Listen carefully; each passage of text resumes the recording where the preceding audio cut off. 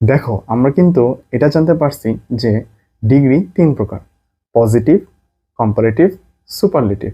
এখন ছকের মাধ্যমে বিষয়টা ক্লিয়ার হয়ে নেই।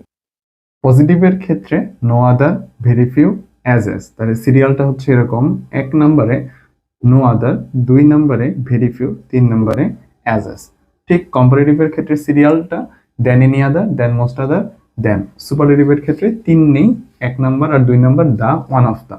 এর মানে আমরা যদি এইভাবে সিরিয়ালটা মনে রাখি, no other, very few, as as, এই তিনটা থাকলে আমরা বুঝতে পারবো যে ওই সেন্টেন্সটা যে ডিগ্রি সেটা পজিটিভ ডিগ্রি মিন করতেছে। কম্পারেটিভ ডিগ্রির ক্ষেত্রে দেন এনি আদার, দেন মোস্ট আদার, দেন। এখন আমাদেরকে যদি ট্রান্সফর্ম করতে বলে, ডিগ্রি চেঞ্জ করতে বলে এবং থাকে ভেরি ফিউ, তখন কম্পারেটিভ করতে বললে কোনটা হবে? দেন মোস্ট আদার।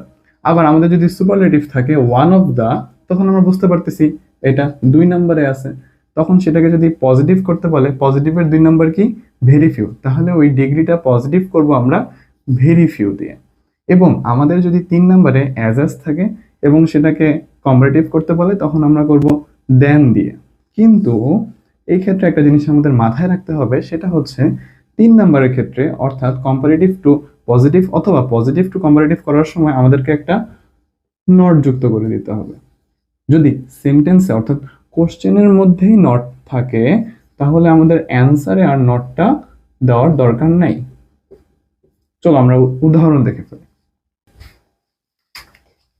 প্রথম উদাহরণটা হচ্ছে Dhaka is one of the busiest সিটিজ। আচ্ছা, দা, ওয়ান অফ দ্য, এগুলো থাকলে কি হয়? এগুলো থাকলে হয় সুপারলেটিভ। তার মানে এটা সুপারলেটিভ ফর্মে আছে। এটাকে যদি আমরা পজিটিভ ফর্মে নিতে চাই, তাহলে এটা যেহেতু 2 নাম্বার, সুপারলেটিভের 2 নম্বরে ছিল, তাহলে পজিটিভের 2 নম্বরে ছিল ভেরি ফিউ, তাই এটাকে আমরা ভেরি ফিউ দিয়ে করতেছি। ভেরি ফিউ সিটিজ আর as busy as Dhaka.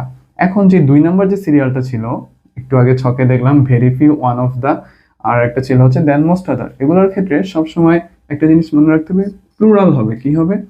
Plural হবে। আর বাকিগুলোর ক্ষেত্রে সিঙ্গুলারই থাকবে।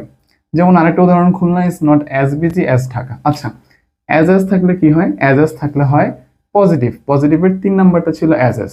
এখন এটাকে যদি আমরা কম্পারেটিভ করতে চাই, তাহলে আমরা দেন দিয়ে করব, তাই না? কারণ কম্পারেটিভের 3 নম্বরে ছিল দেন।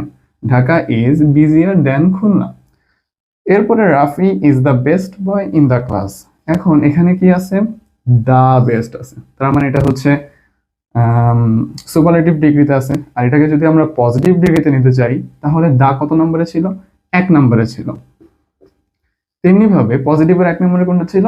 No other. তাহলে আমরা নো আদার দিয়ে করতে পারি, no other boy in the class is as good as Rafi.